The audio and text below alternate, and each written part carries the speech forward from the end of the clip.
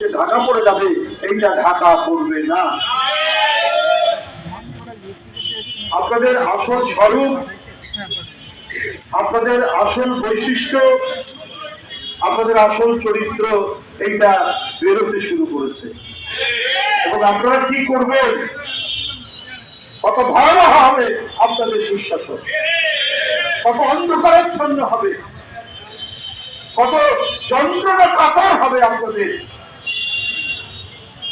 যদি আপনারা কখনো ক্ষমতায় আসেন। তাহলে সেটা গোটা জাতির পরিণতি কি হবে এবং গণতন্ত্র যে মুখ থুবড়ে পড়বে, আপনারা আরেকটা ফ্যাসিবাদের এক নতুন বহিঃপ্রকাশ তৈরি হবে আপনাদের মধ্যে।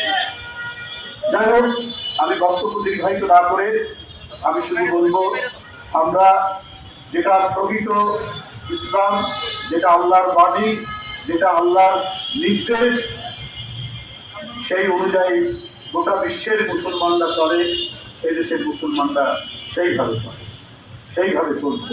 এখানে নতুন কোনো মতাদর্শ দিয়ে, অন্য কোনো মতাদর্শ দিয়ে ইসলামের ব্যাখ্যা করা যাবে না। ইসলামের আল্লাহ পাঠিয়েছেন কোরআন তার রাসূলের মাধ্যমে, আর সেই কোরআনের ব্যাখ্যা দিয়েছেন রাসূল নিজেও বলেছেন তার হাদিসের বিভিন্ন বক্তব্যের মধ্যে দিয়ে।